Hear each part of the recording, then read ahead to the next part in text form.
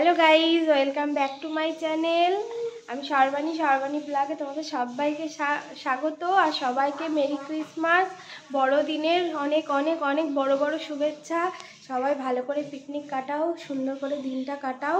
তো এখন আমি যাচ্ছি বাজারে, চলো তোমাদের সাথে শেয়ার করছি।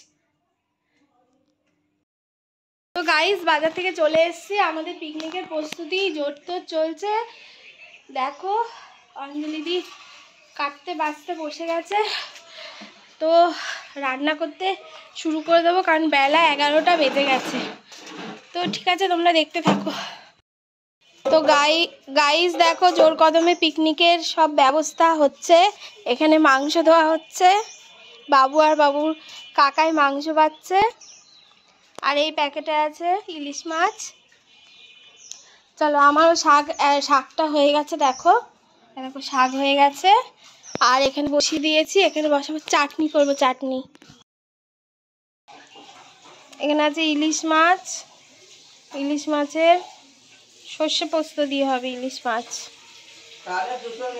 ফ্রেন্ডস দেখো, আমার মাটনটা কমপ্লিট হয়ে গেল। ক্যামেরা ধরার লোক নেই বলে আমি কিছুই তোমাদের সেরকম আজকে ভিডিওতে দেখাতে পারলাম না।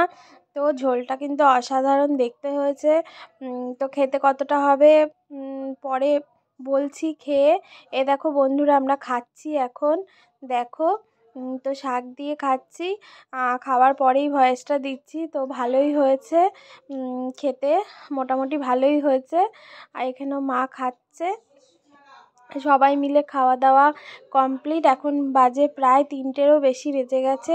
পিকনিকের খাওয়ার ধরো একটু তো দেরি হবে। তো ফ্রেন্ডস, ভিডিওটা ভালো লাগলে লাইক কমেন্ট করো। টাটা।